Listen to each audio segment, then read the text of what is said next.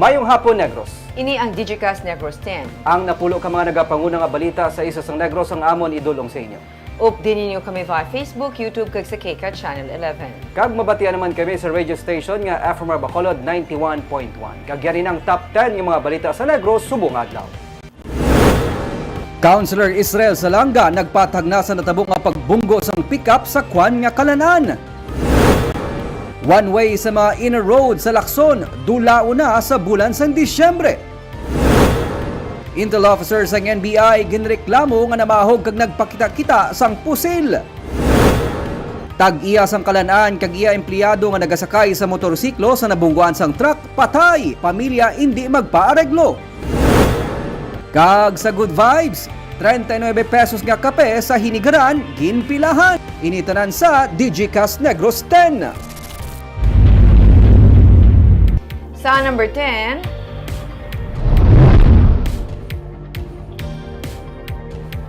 may mga orange ribbon sa karon nga nakahigot sa mga grill sa palibot sang Kapitolyo Provincial bilang kabahin sang 18-day campaign to end violence against women.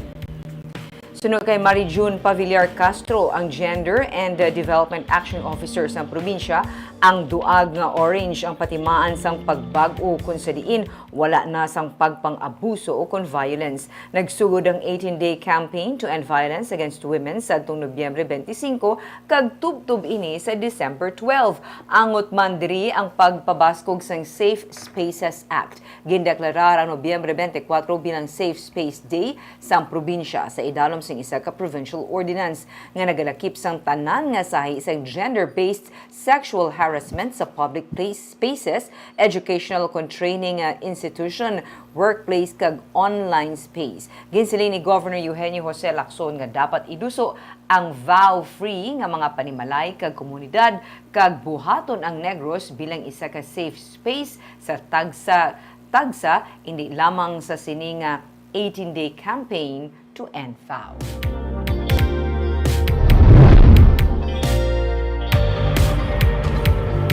Sa number 9, dengue sa Western Visayas ang nagdangat na sa 6,000 cases. Sa November 12 to 18 nga morbidity week kag release ng Department of Health, may 142 ka mga bag-o nga na-record nga dengue cases sa Region 6. May isa na naman ka new dengue death nga na-record kag ining gikan sa Capiz. Humalin Enero, nagakasayran nga 6,013 ang dengue cases nga na-record, pero kinipaanggin sa kasubo nga tion sa nagligad nga tuig, 59% ini nga mas manubo. Sa reports ng DOH, ang probinsya sa Aklan ang may pinakamadamo nga bag-o nga dengue cases nga na-report, 34 cases. Ang Iloilo City ang nagapangadua nga may 32 new cases. Kag Iloilo Province naman ang nagapangatlo nga may 30 new cases. 24 naman sa kabilugan ang dengue fatalities. Padayon ng kampanya sa DOH sa matinlo nga palibot para malikawan ang dengue.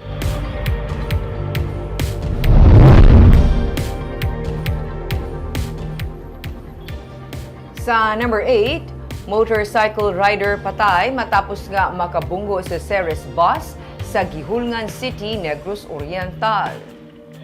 Sabado sang gabi isang magbungguanay sa sitio Luok, Barangay Poblasyon, Gihulngan City, Negros Oriental ang motorsiklo kag Ceres bus. Sa inisyal nga investigasyon sa PNP, nagadalagan sa magkatuhay nga direksyon sa National Highway ang bus kag motor sang nagbungguanay. Sa kakusog sang impact, naglabog ang mga sakay sa motorsiklo. Gindeklarar nga patay ang driver pag-abot sa ospital, apang ang iya nga pasahero ang ginasaylo sa isa ka ospital sa Dumaguete City. Temporaryo nga gindetain ang driver sang bus kag talana nga magistoryahan ang pamilya sa napatay kag tagdumalahan sang bus company. Sa number 7,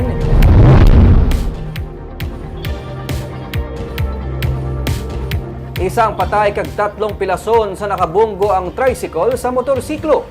Isang patay kag 3 pilason sa nakabunggo ang motorsiklo sa isa ka tricycle. Patay si Norman Santa Romana, 35 anyos, kag ang 3 pilason matapos nakabunggo ang iya nga motorsiklo sa isa ka tricycle Sabado sa kaagahon sa atubang sang Robinsons Bacolod Mall sa Barangay Mandalagan sa Bacolod. Ang biktima, 35 anyos nga empleyado sang Corazon Locsin Montelibano Memorial Regional Hospital kag tumandok sang probinsya sang Antique. dead on the spot si Santa Romana nga nakaangkon sang pila sa ulo kag bali ang butkon sang napilpilan sang iyaman motorsiklo. Pilaso naman ang driver sang tricycle nga si Renito Baliong kag ang iya bayaw kag misis nakagwa naman sa ospital matapos makapabulong. Suno kay Police Major Armelin Vargas, hepe sang Police Station 3, nag-overtake si Romana kag ginaagaw ang lane ni Baliong nga nagresulta sa bungguanay.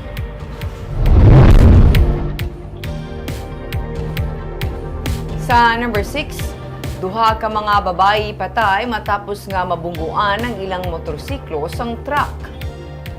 Patay ang tag-iya sang Kalan-an nga si Julie Ann Brose kag iya empleyado nga si Grace Telebrico sang nabungguan isang truck sa National Highway nga sakop sang Barangay 21 sa Victoria City Biyernes sang kaagahon.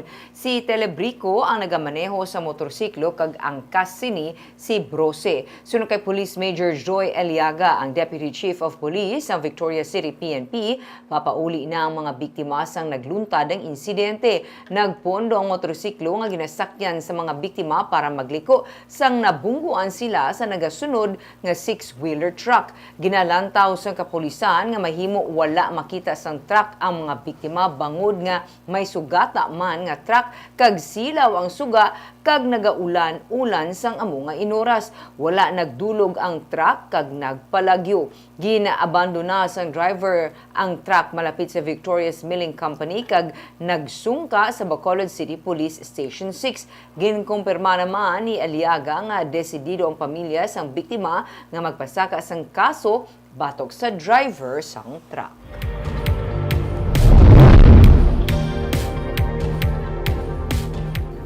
Sa number 5, Intel officers sang NBI Bacolod ginreklamo matapos nga nagpakita sang pusil sa resto bar sa Dalan Lacson sa Bacolod. Ang amo nga Intel officer ang namahog kag nagaligar nga nabilin ang iya nga jacket sa amo nga ilimnan. Pero nadiskubrihan nga sa ila nga opisina nabilin ang jacket nga may unod nga cellphone kag hindi sa ilimnan. Yari ang report. Sa kuha sang CCTV video, makitang babae nga customer sang resto bar nga may bit-bit nga pusil samtang nagasugilanon sa waiter sa gwa sang resto bar sa Dalan Lacson Biyernes sang kagahon. Istorya sang tagdumalahan sang resto bar. Ginkulbaan sila sang nagbalik ang amo nga customer nga babayi nga nagpakilala agent kag abogada sang National Bureau of Investigation sa Bacolod. Agud lang ma-recover ang iya jacket nga ginaligar na bilin sa bar. Abi namon, last na to naman na inuuras sa kalibutan kay mangod nga isa lang to kagiyo tani or kakrak or kalupo posible gid madula kami. At such time na nagpuli na kami, wala kami tinulugan sa natabo kay grabe ang trauma nga nagya namon sa amuto nga inadlaw. Nakalabot na kay NBI Agent in Charge Attorney Renwa Baldivino ang reklamo nga gileon man nga nagmando sang investigasyon sa insidente agud mapasakaan sang kaso administratibo ang amo nga persona ginkilala kay Jana Navales. Iya ginkumpirma nga katapo sang NBI Bacolod si Navales kag isa ka intelligence officer. Gindugang pa niya nga wala niya ginatolerar ang amo nga pamatasan ilabi na ang pagdala sang arma sa ilimnan. First, hindi naman justified yung brandish your firearm inside the establishment. Alam naman natin na no firearms are allowed inside establishments like that. Pero hindi namin tinitolerate yung nangyari ganyan, ma'am. Kaya nga, after learning of the incident, nakausap ko yung concerned na intelligence officer at pinasamahan ko dun sa isang senior agent namin dito na humingi ng apology sa may-ari and yung waiter. Nangayo na sang pasaylo sa mga trabahador ang intelligence officer nga gintinguhaan sa DG Cas Negros nga makuhaan sa iya nga side pero hindi siya makontak. Nagwa sa investigasyon nga nabilin sang intel officer ang iya nga jacket nga may unod nga cellphone sa opisina sang NBI kag hindi sa resto bar. Makita man sa CCTV video ang jacket nga nakasablay siya lawas sa iya nga paghalin sa resto bar. Nico Delfin para sa DG Cas Negros.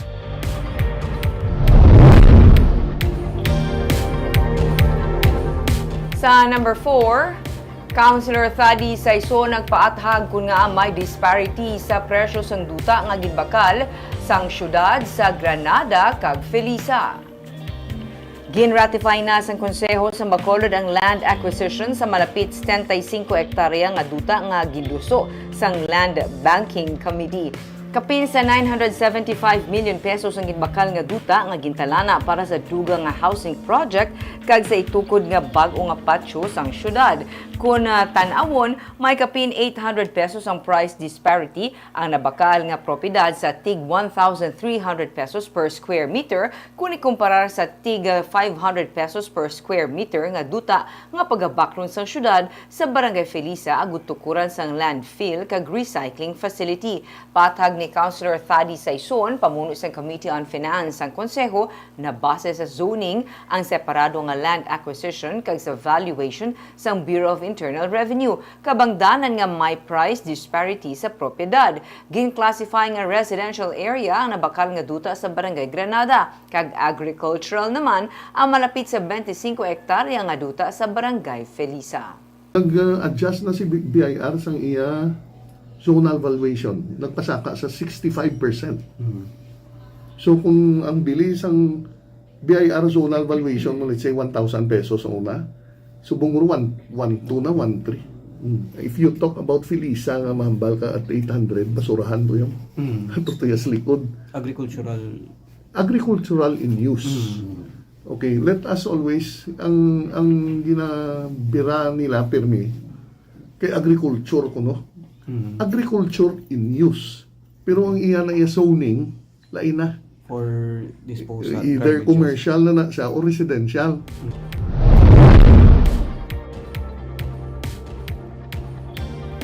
Sa number 3, bisan pa nga holiday, bukas sa gihapon ng opisina sa COMELEC agod nga magbaton sang submission sang SOSE sa mga nagpapili sa barangay kag SK elections. Ilabi na nga sa Miyerkules na ang deadline.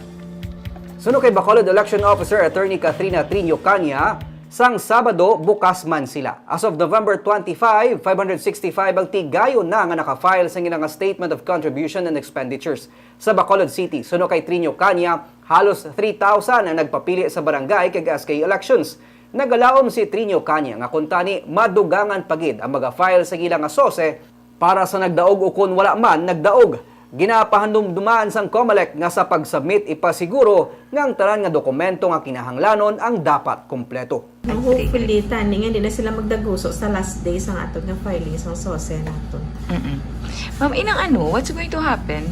Di ba Well, ang partiya sa filing sa SOSE with respect to the candidates for the barangay and SK election, silent na dira ang rules naton with regards to penalty. Unlike sa aton nga national and local candidates naton nga specific na daya nga may mga fine ina sila dira. Ang sa barangay and SK elections silent. Although of course we are encouraging gid sa tanan nga mga kandidato nga ma-file gid sa ilang SOSE. Sa number 2,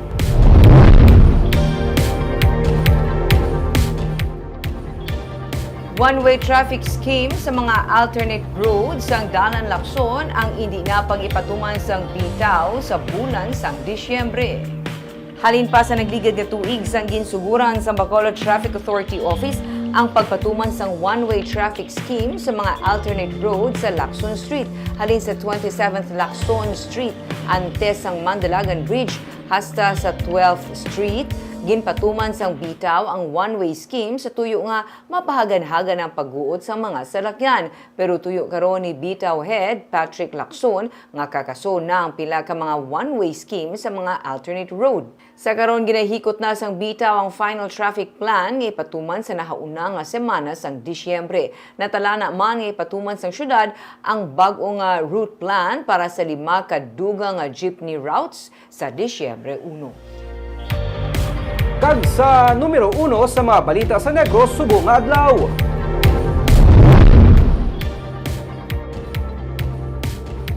Bacolod City Councilor Israel Salanga nagpathag angot sa natabo nga pagbunggo sang pickup sa kwan sa BS Aquino Drive. Patag niya nga nagpa-x-ray siya sang nabungguan sa iyang staff ang glass wall sang kalanaan. Sa statement, post ni Councilor Israel Salanga sa iyang Facebook account, yara na siya sa emergency room sang ospital sa nakabunggo ang ginsakyan nga pickup sa kwan sa BS Aquino Drive sa Bacolod sang Sabado. Istorya niya, antes sini, Nadanlog siya samtang nagapaligo sa banyo kag natukod niyang iya na wala nga kamot. Kag iya paginpakita ang iya nga x-ray. Nagayo siya sa 20 anyos niya nga staff nga among nag-drive sang pickup para makapacheck up sa ospital. Sang yara na sa ER. Naghingagaw pangita sa maparkingan ang driver sa malapit nga kanan-an o galing aksidente nga naglapaw ang pickup kag nabunggo sa glass wall. Sa CCTV video nga kuha sa sulod sang restaurant makita nga driver lang ang nanaog sa pickup agod mapahibalo ang natabo sa konsehal nga yara pa sa ER. Giing klaro sang konsehal nga ang salakyan ang ginapanagihan sa iya magulang nga si Mark Salanga kag iya man ginpakita ang ORCR sang salakyan nga nakapangalan sa iya nga utod. Iya man giliyon niya ginpakaayo ang nawasak nga glass wall sang kwan matapos ang insidente.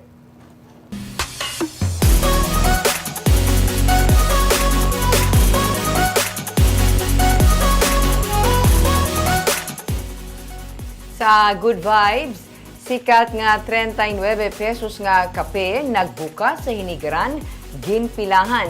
Sa sulod sa 30 minutos, napaubos nila ang 100 cups. Yaring report ni Romeo Sobaldo.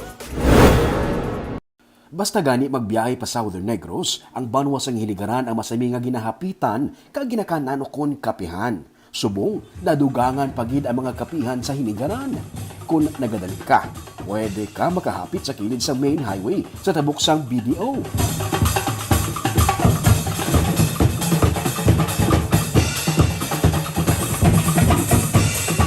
Nagbukas diri sang Sabado ang Don Macchiatos. Originally, sa Cebu ini nagsugod kag subong. Amat-amat na nga makitaan diri sa mga banwang syudad sa Negros Occidental. Last 10 pa sang aga ang opening sang kapihan pero last 9 pa lang. May mga nagapila na. Isa na diri, si Tom Goza. Siya ang nakakuha sang number 1 sa pilahay. Pangod ko nga open na daw. Balo naman kami nga. Nag-open naman ang Dons, but bala niya po nga open. Nakabati ka mo party diri before? Sa Facebook. Sa Facebook. So gusto mo siya mo. Nakatilaw ka wala pa? Sa Bacolod. Sa Bacolod. Di gustuhan mo siya. Amo lang uwi sila, Inaimnan niya kapim kada hapon, maglago-lago. Wala labot sa ila, maiban pagid nga nagapila man. Ang iban, grupo-grupo nga nagapanaog sa tricycle. Bisan ano kainit, wala ini makapugong sa ila sa pagpila. Tag 39 pesos ng abi ang kape, may iced caramel macchiato, may Don Machatos, may Don Darko Premium Dark Chocolate, kag Donya Berry Real Strawberry Fruit. Matcha nga may kape, o kung strawberry nga may kape, pwede. Gani bata man kung tigulang, luyag ba tilawan ang ilang nga mga produkto. Okay na. I-try na to ng manamit nga sabor. Sige. Ginkakibot nila nga sa ila unang 30 minutes, nakapaubo sila sang 100 kakapsang kape. Bukas sila from 10 a.m. to 9 p.m. Gani next time nga makalabay ka sa hinigaran, nadugangan pag ilang imobilian nga baklan sang kape. Barb, subong na mayara nagigpilian ng mga coffee lovers naton nga barato pang presyo sang kape. 39 pesos, Nick. Kag 30 minutes, ha?